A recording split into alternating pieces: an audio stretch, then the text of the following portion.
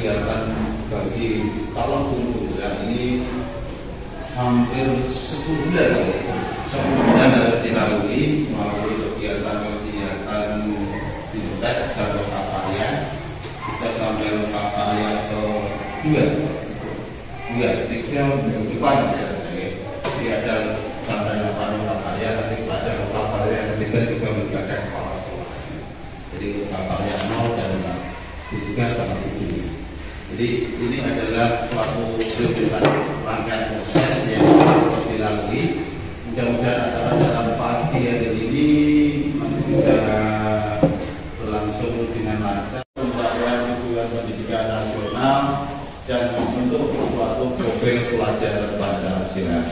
Jadi ini yang perlu saya sampaikan atas ridho Allah Subhanahu wa Ta'ala, dan seizin Bapak Ibu semuanya, maka sosialisasi modul 1 pemikiran belajar Dewantara dan budaya positif di SMP Negeri 1 Grati secara resmi saya nyatakan dibuka. Kurang lebihnya mohon maaf. Akhir kalam, bila taufiq wal hidayah. Wassalamualaikum warahmatullahi wabarakatuh. Filosofi Ki Hajar Dewantara. Tentunya Bapak Ibu guru semua sudah tidak asing lagi dengan nama Ki Hajar Dewantara. Ya, Ki Hajar Dewantara adalah salah satu tokoh penting dalam sejarah bangsa Indonesia, terutama dalam bidang pendidikan. Beliau adalah Menteri Pendidikan pertama Indonesia setelah Indonesia merdeka, dan beliau juga merupakan pelopor dari berdirinya Taman Siswa, yaitu sebuah sekolah atau sebuah wadah pendidikan bagi pribumi di masa penjajahan dahulu, sehingga beliau dijuluki sebagai Bapak Pendidikan Indonesia. Mengenai pendidikan Bapak Ibu, pendidikan dan pengajaran, menurut Bapak Ibu apakah sama antara pendidikan dan pengajaran? Apakah sama pendidikan dan pengajaran? Berbeda. Mari kita lihat. Di sini Ki Hajar Dewantara membedakan antara pendidikan dan pengajaran. Pengajaran adalah bagian dari pendidikan Bapak Ibu. Tapi maknanya untuk pengajaran adalah pendidikan dengan cara memberi ilmu atau berfaedah buat hidup anak-anak, baik lahir maupun batin. Sedangkan pendidikan adalah menuntut segala kodrat yang ada pada anak agar mereka dapat mencapai keselamatan dan kebahagiaan yang setinggi-tingginya, baik sebagai manusia maupun sebagai anggota masyarakat. Jadi bedanya di sini adalah pengajaran hanya memberikan ilmu saja, sedangkan pendidikan memberikan ilmu untuk menghadapi kehidupan di dalam masyarakat. Kemudian atau menuntun menurut Ki Hajar Dewantara. Apa itu atau menuntun? Sistem pendidikan ini pada dasarnya adalah pendidikan yang berdasarkan pada asah dan asuh. Pendidikan yang mengutamakan cinta dan kasih sayang. Jadi dalam mendidik putra putri kita atau mendidik anak murid kita harus dengan kasih sayang.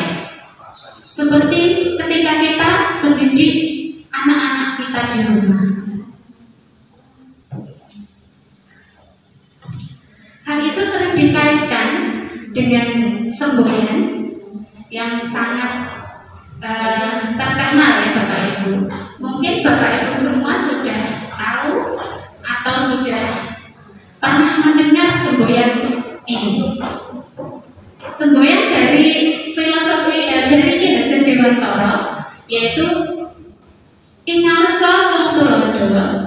ing madya mangun karsa dan tutmuri handayani. Yang maknanya adalah ing ngarsa sing tulodo. Dari depan, guru harus memberikan teladan seluruh aspek kehidupannya. Hal ini mencerminkan bahwa menjadi seorang guru itu harus memiliki sikap dan perilaku yang patut untuk menjadi contoh bagi murid-muridnya. Kemudian yang kedua adalah ing madya mangun karsa, yang artinya adalah dari tengah seorang guru harus bisa membangun semangat, memotivasi murid-muridnya untuk menuju masa depan yang lebih baik. Kemudian selain itu memberikan dorongan kepada murid-muridnya agar dapat mengembangkan kemampuan dan potensi yang dimilikinya. Semboyan yang ketiga adalah tutmuri handayani. Dari belakang, seorang guru harus dapat mengarahkan dengan baik, mengarahkan terhadap para murid yang sudah menunjukkan perilaku yang baik.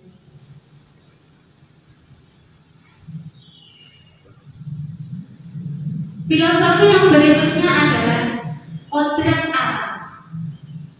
Kita ingat lagi penjelasan sebelumnya bahwa pendidikan menurut Ki Hajar Dewantara adalah hanya suatu tuntunan, yang artinya bahwa hidup dan tumbuhnya anak itu terletak di luar kecakapan dan kehendak kita sebagai guru. Anak-anak itu harusnya kita anggap sebagai makhluk, sebagai manusia, sebagai benda hidup, sehingga mereka hidup dan tumbuh menurut kodratnya sendiri. Kekuatan kodrat itu apa? Kekuatan kodrat yang ada pada anak itu tidak lain adalah segala kekuatan yang ada dalam hidup lahir dan hidup batin anak-anak itu. Kita sebagai pendidik itu hanya dapat menuntut tumbuhnya atau hidupnya kekuatan itu agar dapat memperbaiki lakunya, bukan mengubah bandingannya seperti berikut ini. Dan jagung, Pak Tani menanam padi, itu nanti di sawah akan tumbuhnya padi, bukan tumbuhnya jagung. Atau tidak bisa Pak Tani merubah tumbuhnya padi itu menjadi jagung. Apa yang akan dilakukan oleh Pak Tani ketika menanam padi kira-kira? Jika Pak Tani tersebut menginginkan padi tersebut tumbuh dengan baik, apa yang akan dilakukan Bapak Ibu oleh Pak Tani? Merawat, menyiangi, mengairi sawahnya, mengolah lahannya, supaya padi tersebut tumbuh dengan baik. Pak Tani hanya bisa merawat seperti apa yang kita lakukan sebagai guru. Kita hanya bisa menuntun siswa, tidak bisa merubah dasarnya siswa. Kemudian kodrat keadaan. Meskipun pendidikan itu hanya tuntunan di dalam hidup tumbuhnya anak-anak, tetapi perlu juga pendidikan itu berhubungan dengan kodrat keadaan dan keadaannya setiap anak. Seandainya anak itu tidak baik dasarnya, tentu saja anak tersebut perlu mendapatkan tuntunan agar semakin baik budi pekertinya. Anak yang dasar jiwanya tidak baik dan juga tidak mendapatkan tuntunan pendidikan, tentu akan mudah mudah menjadi orang jahat. Dasarnya pun juga masih memerlukan tuntunan. Tidak hanya untuk menambah kecerdasannya, tetapi anak tersebut jika mendapatkan tuntunan, dia akan dapat terlepas dari pengaruh jahat.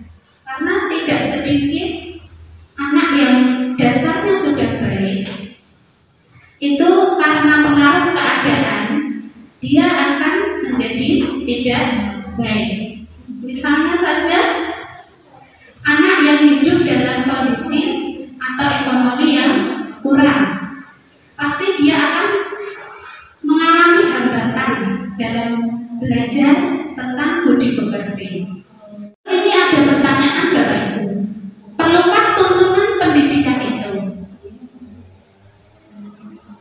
Mengenai perlu tidaknya tuntunan dalam hidup manusia, itu sama artinya dengan soal perlu tidaknya memelihara tumbuh-tumbuhan atau memelihara tanaman seperti yang dilakukan oleh Pak Tani tersebut. Misalnya kita punya bibit jagung yang berkualitas yang bagus, kita tanam di tempat yang baik, lahannya baik, dapat sinar matahari yang baik, airnya lancar. Pasti perawatan dari Pak Tani tersebut akan menambah baik tumbuhnya bibit jagung yang kita tanam tersebut. Kita tanam sudah baik, bila ditanam di lahan yang kurang baik, maka bibit jagung tersebut juga tidak akan dapat tumbuh dengan baik.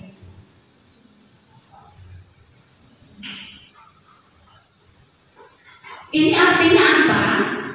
Artinya bahwa setiap anak itu sudah membawa sifat atau karakternya masing-masing, memiliki bakatnya masing-masing. Jadi sebagai guru, kita tidak bisa menghapus sifat dasar tadi. Yang bisa kita lakukan adalah menunjukkan atau membimbing mereka agar muncul sifat-sifat baiknya, sehingga dapat menutupi atau mengaburkan sifat-sifat jeleknya. Kemudian kodrat zaman. Kodrat zaman ini bisa diartikan bahwa kita sebagai guru harus membekali keterampilan kepada siswa sesuai dengan zamannya, agar mereka bisa hidup, berkarya dan menyesuaikan diri dalam konteks pembelajaran yang sekarang. Kalau dulu kita belajar belum ada HP, Bapak Ibu. Kalau sekarang itu belajar bisa menggunakan HP dan laptop dan lain-lainnya.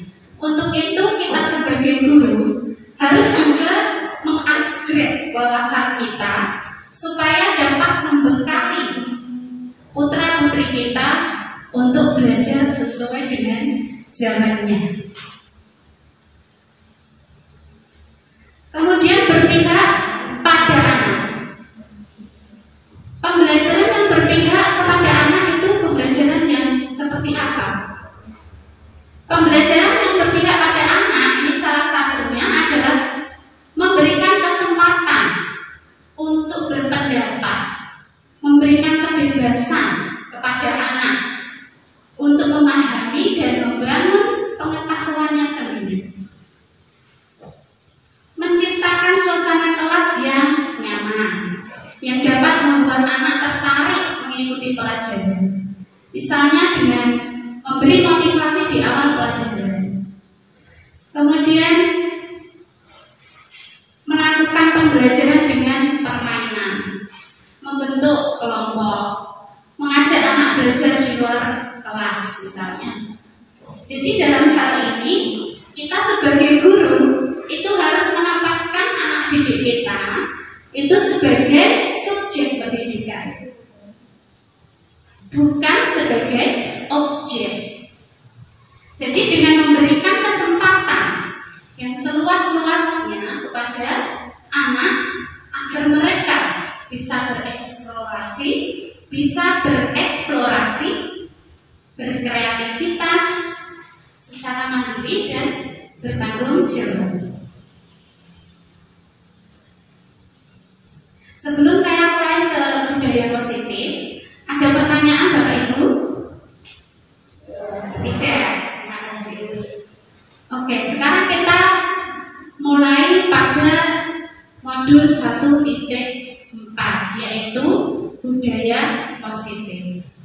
Untuk melaksanakan pembelajaran yang sudah saya sampaikan di awal tadi, seperti menuntun sesuai dengan kodrat alam, kodrat anak, kita perlu menciptakan budaya positif. Jadi sebagai guru, kita harus dapat menciptakan suasana positif agar siswa dapat belajar dengan aman dan nyaman, sehingga mereka dapat tumbuh dan berkembang dengan baik sesuai dengan kodratnya tadi.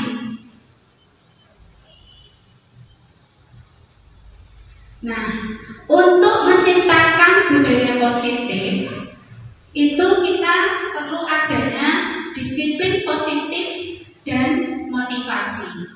Disiplin murid. Apakah guru yang bisa mendisiplinkan murid? Atau kepala sekolah? Ataukah orang tua murid? Atau murid itu sendiri yang bisa mendisiplinkan murid? Nah, ketika mendengar kata disiplin, kira-kira apa yang terbayang di benak Bapak Ibu? Apa yang terlintas di pikiran Bapak Ibu mendengar kata disiplin? Tertib, teratur, ya. Kebanyakan orang akan menghubungkan kata disiplin itu dengan kata tertib, kata teratur, dan kepatuhan pada peraturan. Kata disiplin ini juga sering dihubungkan dengan hukuman. Padahal itu sungguh berbeda, karena belajar tentang disiplin tidak harus dengan memberi hukuman, Bapak Ibu. Justru itu adalah salah satu alternatif terakhir, dan kalau perlu itu tidak dilakukan.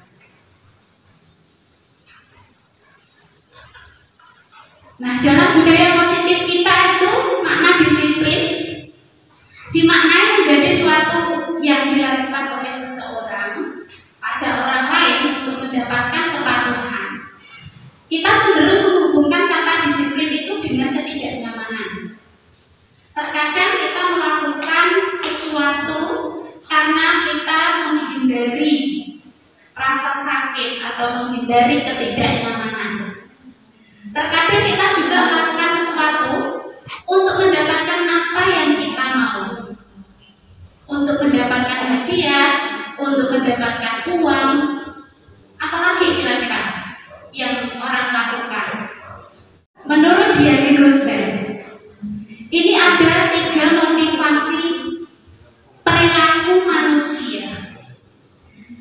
Yang pertama adalah untuk menghindari ketidaknyamanan atau hukuman. Anak yang menghindari ketidaknyamanan atau hukuman, atau orang yang menghindari ketidaknyamanan atau hukuman akan menanyakan seperti ini: apa yang akan terjadi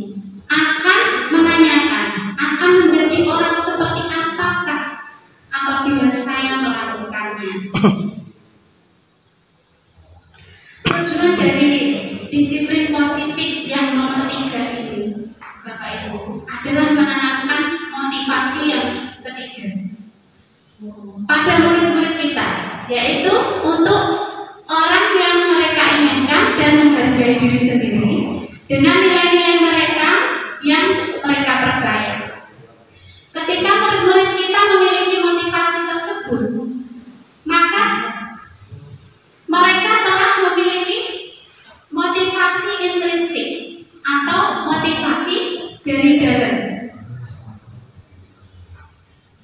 Motivasi intrinsik ini akan berjangka panjang, dampaknya akan jangka panjang.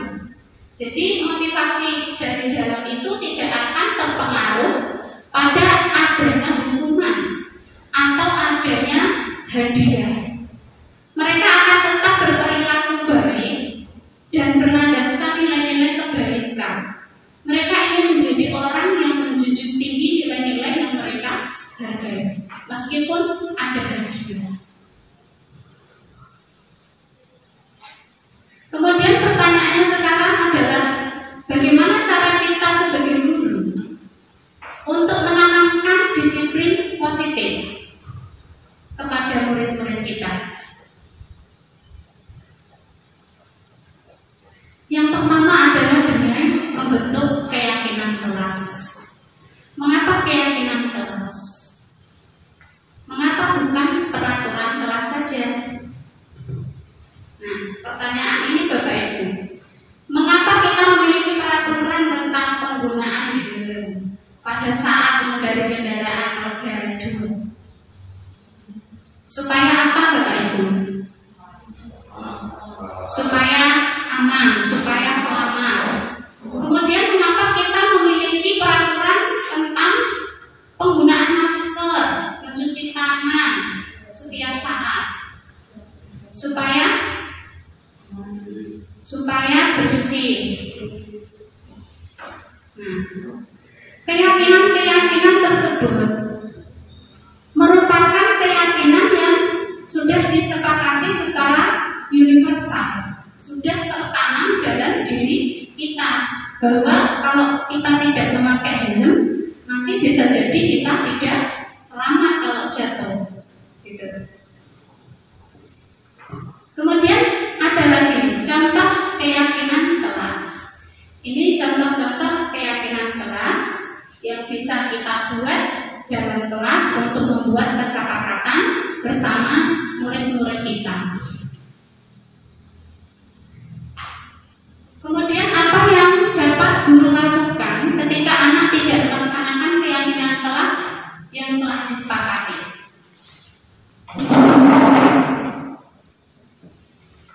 Guru dapat melakukan konsekuensi, bukan bagaimana contoh perbedaan hukuman dan konsekuensi.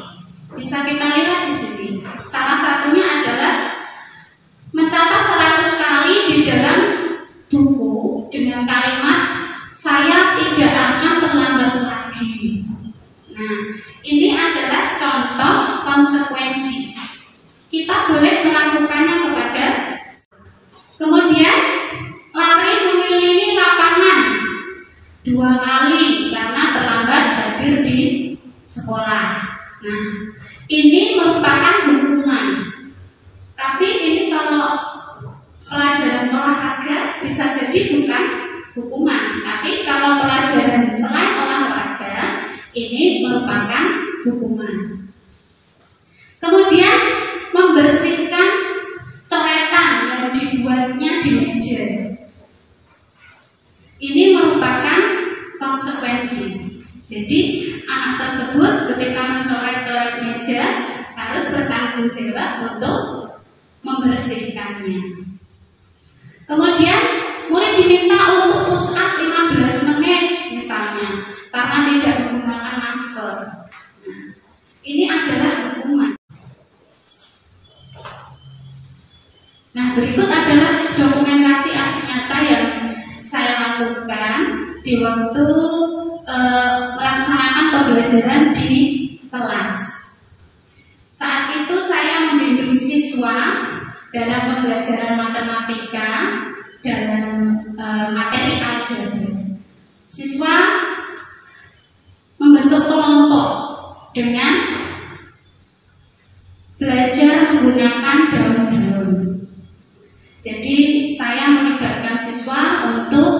belajar menggunakan alam, Bapak Ibu.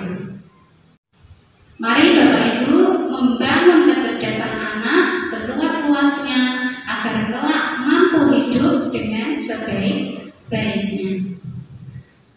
Demikian paparan dari saya mengenai filosofi Ki Hajar Dewantara dan budaya positif. Sebelum saya akhiri, apakah ada pertanyaan Bapak Ibu tentang apa yang saya sampaikan pada pagi hari ini? Tidak. Kalau tidak ada, saya ucapkan terima kasih, dan apabila ada kata yang kurang berkenan atau sikap saya yang kurang baik, saya mohon maaf dan saya ucapkan terima kasih. Wassalamualaikum warahmatullahi wabarakatuh.